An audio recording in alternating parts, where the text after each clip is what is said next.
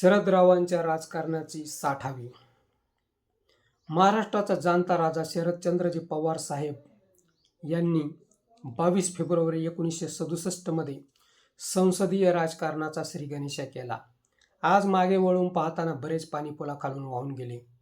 शरदरावांवर महाराष्ट्राने भरभरून प्रेम केले. या 6 दशकांच्या लांब पल्ल्यात स्वर्गीय बाळासाहेबांसारखे खास मित्र लाभले. त्यांनी महाराष्ट्राच्या जडणघडणीत अनेक शिलेदार निर्माण केले. अनेक वेळा मार्ग बदलले, पण महाराष्ट्राने त्यांची झोळी कधीच रिकामी ठेवली नाही.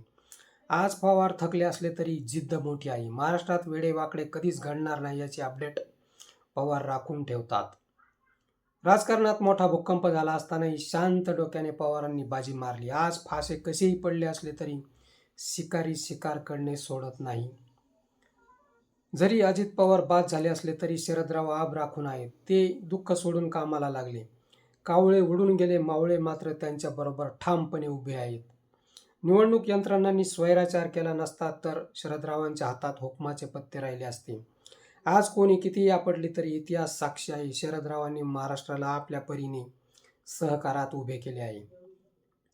म्हणूनच महाराष्ट्र हे देशामध्ये 1 नंबरचे राज्य म्हणून गणले गेले, ओळखले गेले.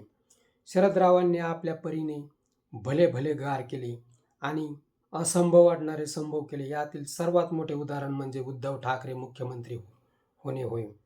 आपल्या मित्राचा मुलगा मुख्यमंत्री पदावर बसवताना शरदरावांनी आपल्या राजकारणातील कसबपणाला लावले होते आणि त्याचे मोठे परिणाम समोर दिसून आले आहेत. मित्र, हा व्हिडिओ कसा वाटला ते कमेंट बॉक्समध्ये सांगा व ॲक्शन मराठी चॅनलला सबस्क्राईब करा. 60 वर्षांच्या काळात शरदरावांनी महाराष्ट्राला काय दिले आणि महाराष्ट्राने शरदरावांना काय दिले, शरदराव व महाराष्ट्र यांची बेरीज आणि वजाबाकी कशी होणार, मित्र, व ते तुम्ही कमेंट बॉक्समध्ये जरूर सांगा.